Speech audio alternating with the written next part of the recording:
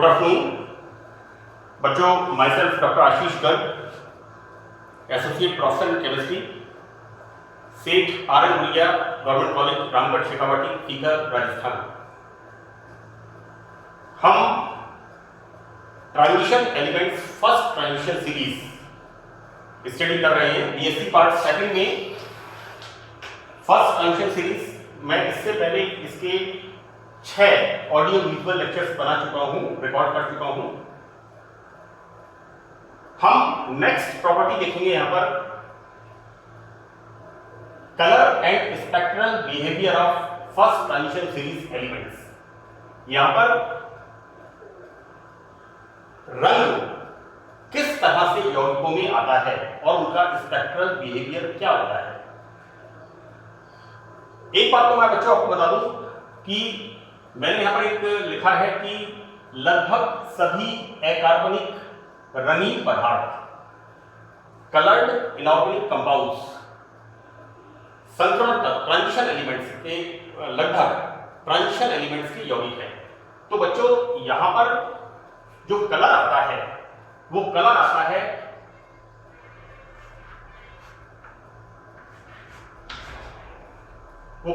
है इस डी कक्षक में उपस्थित अनपेयर्ड इलेक्ट्रॉन की वजह से, राइट। तो कलर प्रॉपर्टी के लिए मैं आपको बता दूं कि single electron all the compounds और elements having single electron shows colour property. आप सब लोग अभी बैचलर हैं, सिंगल हैं, तो आप लोग अनेक बातों के बारे में सोच सकते हैं। आपको कलरफुल एनर्जी चाहिए, कोई मूवी आपको देखनी है, आप किसी भी तरह की इमेजिनेशन करते हैं because you are single. Why? Like myself, I am married person, so that what I am saying compound having paired electrons, युग्मित इलेक्ट्रॉन जिनमें होते हैं उनकी प्रॉपर्टी कैसी जाती है? Colourless, right. तो यहां पर एक चीज आप याद रखिए कि जब तक आप सिंगल हैं योर प्रॉपर्टी इज कलरफुल, लेकिन जैसे आप डबल हो जाएंगे, आप मेरे कहने का आशय समझ रहे हैं, योर प्रॉपर्टी बिकम्स कलरलेस। आप दुनियादारी के कामों में लग जाएंगे और आपको अपने लिए सोचने का समय नहीं होगा।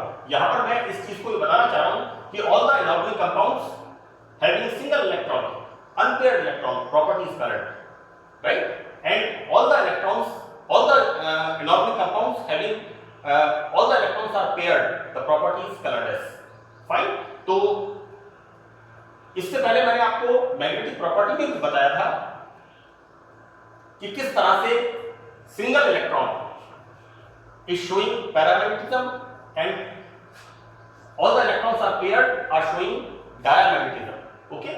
तो यहां पर लगभग सभी अकार्बनिक रंगीन पदार्थ संक्रमण तत्वों के यौगिक हैं और किसी यौगिक में रंग का प्रदर्शित करना इस बात पर निर्भर है कि पदार्थ का अणु, परमाणु अथवा आयन प्रकाश के, लाइट के दृश्य क्षेत्र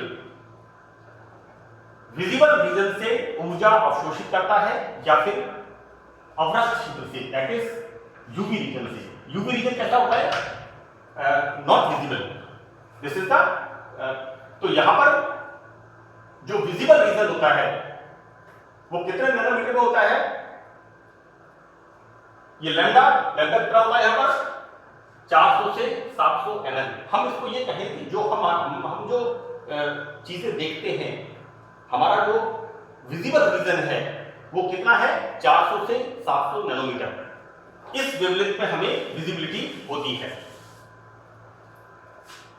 अब ये जो मैंने आगे बताया है होता क्या है, कोई एक कंपाउंड, उस पर white light is colourless, right. तो और ये व्हाइट लाइट कैसा होता है? 7 रंग विद प्योर, दैट इज 7 रंगों का मिश्रण होता है। Violet, indigo, blue, green, yellow, orange and red. ये 7 कलर जो होते हैं इनका मिश्रण होता है व्हाइट लाइट, राइट। तो दृश्य प्रकाश इसको हम कहेंगे, this is the visible region. तो जब प्रकाश इसके ऊपर गिरता है तो क्या होता है, ये जो 7 रंग हैं इनकी अलग अलग वेवलेंथ होती है, राइट। और ये जब लाइट इस पर गिरती है तो यहां क्या होता है, संक्रमण तत्वों में जो अनपेयर्ड इलेक्ट्रॉन्स होते हैं वो एक पर्टिकुलर वेवलेंथ को, किसी भी लाइट को, not particular wavelength, in 7 light में से V, I, B, G, Y, O, R किसी को भी एब्जॉर्ब करके उच्च ऊर्जा के कक्षकों में चले जाते हैं। ये उच्च ऊर्जा के कक्षकों में किस तरह से जाते हैं, इसको हमने आगे एक्सप्लेन किया है क्रिस्टल फील्ड थ्योरी में, किस तरह से ट्रांजिशन एलिमेंट्स, ट्रांजिशन कॉम्प्लेक्सेस और आयंस कलर प्रॉपर्टीज शो करते हैं। तो यहां पर 7 रंग का मिक्सचर, विजिबल रीजन, लाइट यहां गिरती है तो यहां पर एक पर्टिकुलर कलर के वेवलेंथ को ये एब्जॉर्ब करते हैं और इलेक्ट्रॉन कम ऊर्जा से हाई ऊर्जा में चला जाता है, राइट। अब बचता क्या है यहां पर V, I, B, G, Y, O, R, मान लो इसमें से एक लाइट एब्जॉर्ब हो गई तो बचता क्या है यहां पर, violet, indigo, green, yellow, orange and red, ये होती है इसमें से रिफ्लेक्ट। तो यहां पर इस ब्लू को छोड़ करके बाकी के जो 6 रंग हैं वो मिक्स होकर जो रिफ्लेक्ट होते हैं वो इसका रंग होता है, और इसको हम हिंदी में कहते हैं पूरक रंग, दैट इज कॉम्प्लीमेंट्री कलर। तो मैंने आपको ये बताया है कि अलग अलग वेवलेंथ होती है और प्रकाश जब किसी पदार्थ से टकराता है इस तरह से तो उसमें से किसी एक रंग की तरंगों को अवशोषित करता है और उससे रिफ्लेक्ट हुए प्रकाश का जो रंग होता है, यानी यहां पर जैसा मैंने आपको बताया 7 रंग की light, this is the visible region, ये लाइट जो इस पर गिरती है प्रकाश, इसमें से एक कोई भी ब्लू की जगह ग्रीन हो सकता है, इंडिगो हो सकता है, येलो हो सकता है, लाइट एब्जॉर्ब होती है। और जो बाकी बेटा बच्चों, लाइट एब्जॉर्ब होने से मतलब है एक पर्टिकुलर वेवलेंथ, एक पर्टिकुलर वेवलेंथ की लाइट यहां एब्जॉर्ब होती है और बाकी जो 6 कलर की लाइट है जो रिफ्लेक्ट होती है वो मिक्स होकर के इस कंपाउंड के रंग को प्रदर्शित करती है और उसे हम कहते हैं कॉम्प्लीमेंट्री कलर, और वह पदार्थ उसी रंग का नजर आता है। यहां पर मैंने एक टेबल बनाई है, सपोज यहां पर कलर ऑफ एब्जॉर्ब लाइट हमने देखा V, I, B, G, Y, O, R, इसमें से पहले वाले में ये एब्जॉर्ब होता है, इसका देन एब्जॉर्ब लाइट का वेवलेंथ कितना है, 400 से 435, 400 to 435 nm, this is lambda wavelength. अब जो ये लाइट है बाकी, मैं एक एग्जांपल आपको बता रहा हूं, Indigo, blue, green, yellow, orange, red, ये लाइट मिलकर के ये जो कंपाउंड जिस पर ये लाइट गिरी है इसका कलर कैसा हो जाता है, यहां वॉयलेट कलर एब्जॉर्ब हो गया, वॉयलेट कलर की वेवलेंथ कितना है, इतना है। तो ये जो 6 लाइट हैं, Indigo, blue, green, yellow, orange, red, ये जो रिफ्लेक्ट होती हैं मिक्स होकर के, तो ये कंपाउंड किस कलर का नजर आता है, येलो ग्रीन। तो this is the basis of colour property, किस तरह से कॉम्प्लीमेंट्री कलर यहां पर पूरक रंग उत्पन्न होता है। यहां पर यदि सेकंड एग्जांपल ब्लू कलर की लाइट एब्जॉर्ब होती है तो बचा क्या, V, I, G, Y, O, R, in colour की लाइट जब रिफ्लेक्ट होती है तो कलर होता है येलो। इसी तरह से यदि ग्रीन और ब्लू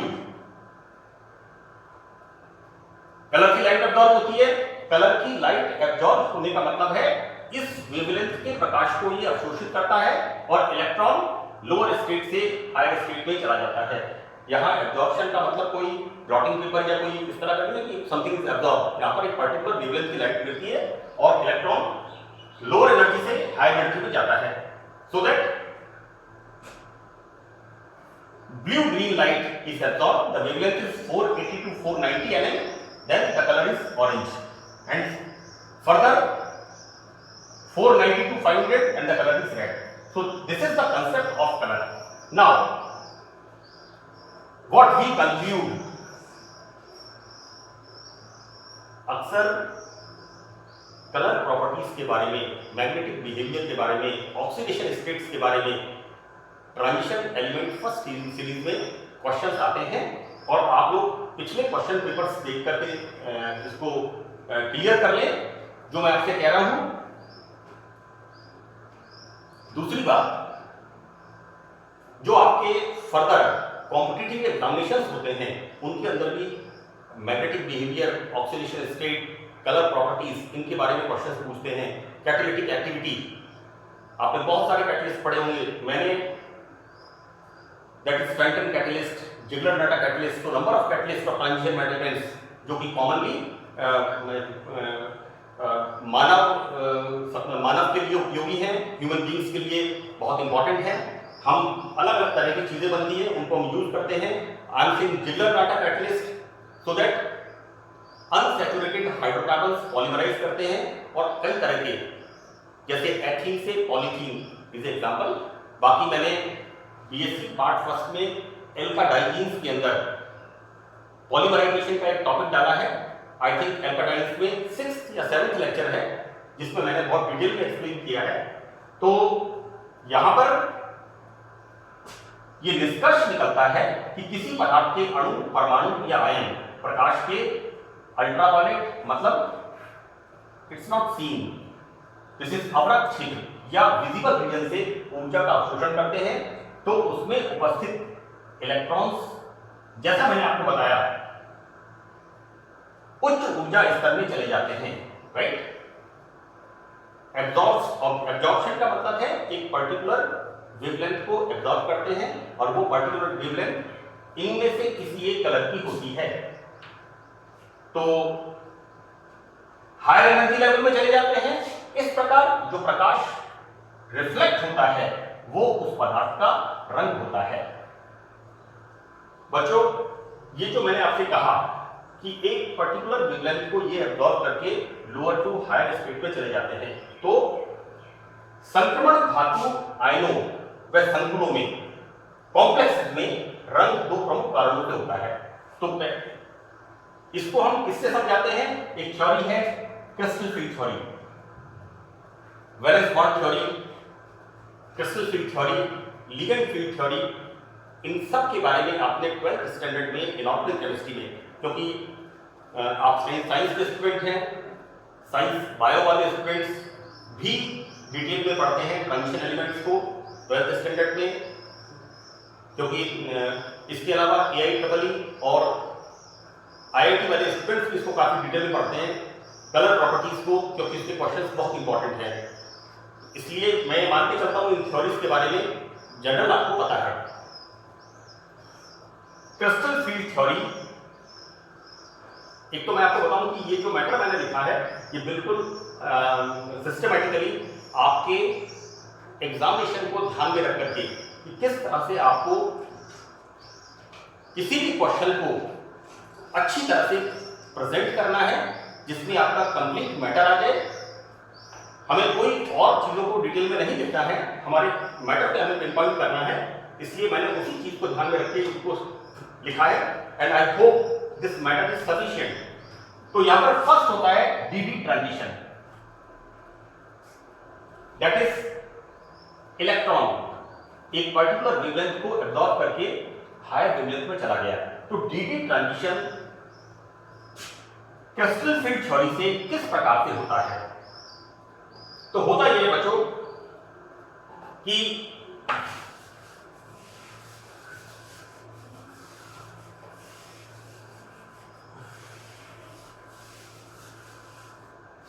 आप में से अधिकतर बच्चे एलिमेंट्री आपको क्रिस्टल फील्ड थ्योरी के बारे में पता है, क्योंकि 12th से क्रिस्टल फील्ड थ्योरी स्टार्ट हो जाती है। कॉम्प्लेक्सेस के अंदर बॉन्डिंग होती है कि जब किसी मेटल पर, यहां पर हम मेटल कौन सा है हमारे पास, संक्रमण तत्व, ट्रांजिशन मेटल, कोई भी लिगेंड अप्रोच करता है, कोई भी लिगेंड अप्रोच करता है, तो बच्चों डी कक्षक आपको पता है 5 तरह के होते हैं। मैंने यहां पर लिखा है dxy, dxz, dyz, dx2y2 and dz2। Okay, यहां पर मैं आपको एक बात बता दूं कि ये जो कक्षक होते हैं कौन कौन से, dxy, dxz, dyz, dyz। तो ये बच्चों आपको पता है डी कक्षक 5 तरह के होते हैं। पहले 3 तरह के ये वाले हैं, dxy, dxz, dyz, right.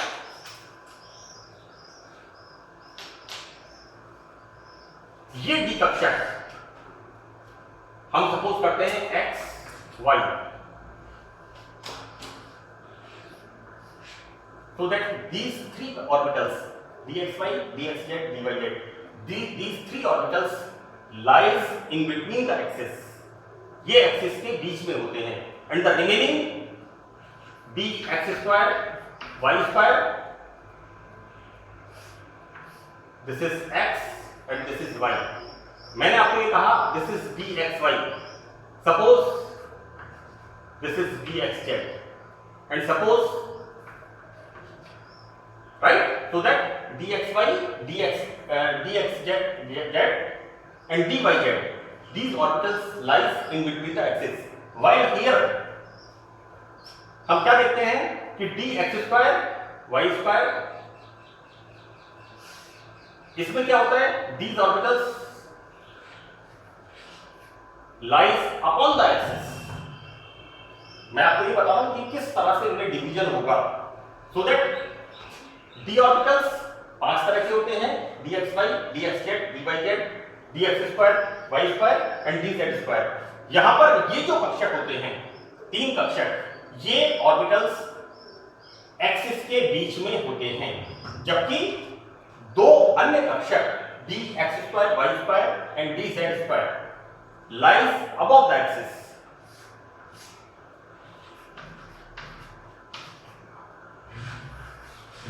Like this, so these lies upon the axis, fine। तो जब कोई संक्रमण धातु आयन, जब किसी संक्रमण धातु आयन के संपर्क में कोई लिगेंड आता है,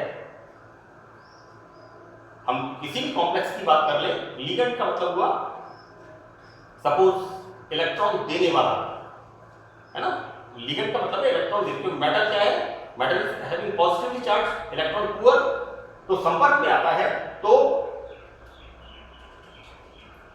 समान ऊर्जा के डी कक्षकों में विभाजन हो जाता है, और इस प्रकार डी कक्षक dxy, dxz, dyz,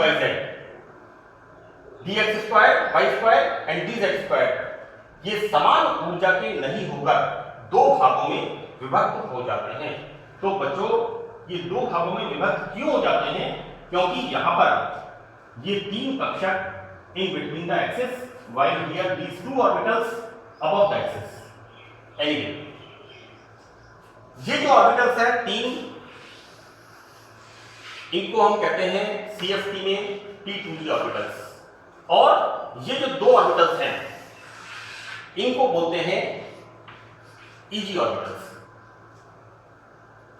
तो यहां पर T2G जो कि निम्न ऊर्जा के होते हैं, एवं हायर एनर्जी में कौन से होते हैं, EG ऑर्बिटल्स हायर एनर्जी के होते हैं।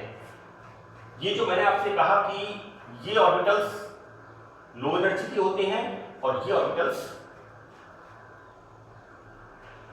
हाई एनर्जी के होते हैं, इनका एनर्जी लेवल हाई होता है। इसके पीछे सबसे इंपॉर्टेंट चीज मैंने आपको बताया, these 3 orbitals lies in between the axis। मैं बार-बार इस चीज को रिपीट कर रहा हूं, and these 2 orbitals lies upon the axis. होता यह है कि जब कोई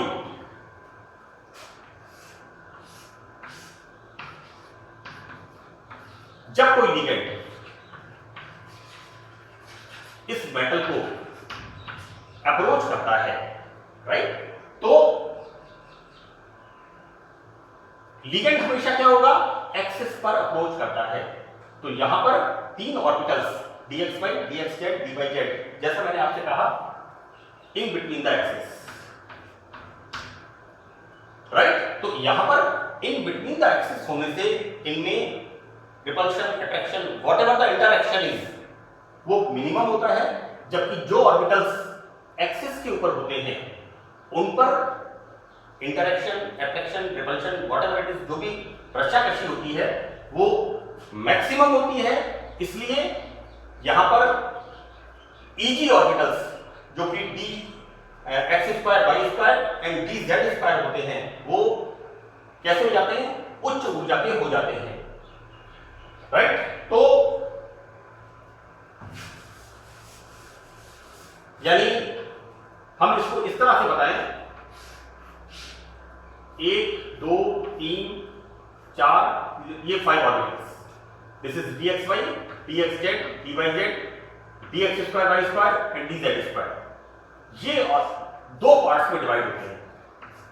दो पार्ट्स में किस किस में होते हैं, लो एनर्जी के 3 orbital, that is dxy, dxz, dyz. So these are the T2g orbitals. While here these two orbitals lies, these are the dx square, y square and this is dz square. Fine? इस तरह से ये divide हो जाते हैं। अब यहां पर ये जो इलेक्ट्रॉन होता है, जो मैंने आपसे कहा कि इलेक्ट्रॉन एक पर्टिकुलर कलर की वेवलाइट को एब्जॉर्ब करके, पर्टिकुलर कलर से मतलब एक पर्टिकुलर वेवलेंथ को एब्जॉर्ब करके लोअर एनर्जी से हायर एनर्जी में चला जाता है, राइट। सो दैट इस प्रकार जब कोई इलेक्ट्रॉन निम्न ऊर्जा के T2g कक्षकों से उच्च ऊर्जा के Eg कक्षकों में जाता है तो वह यूवी या विजिबल रीजन से ऊर्जा का अवशोषण करता है और कॉम्प्लेक्स कलर्ड हो जाता है। इसका मैं एग्जांपल कि किस तरह से इसमें डिवीजन होगा, मैं पार्ट 7 का, this is the A part, इसके मैंने लिखा है कि एग्जांपल नेक्स्ट ऑडियो विजुअल में देखें। इसका मैं नेक्स्ट एग्जांपल जो है मैं इसी को एक्सटेंड करूंगा उसके अंदर, वो इसी का भाग है। आपको जब अपना प्रेजेंटेशन लिखना है तो आप ए और बी दोनों को ही आपको इसमें लिखना है। Thank you.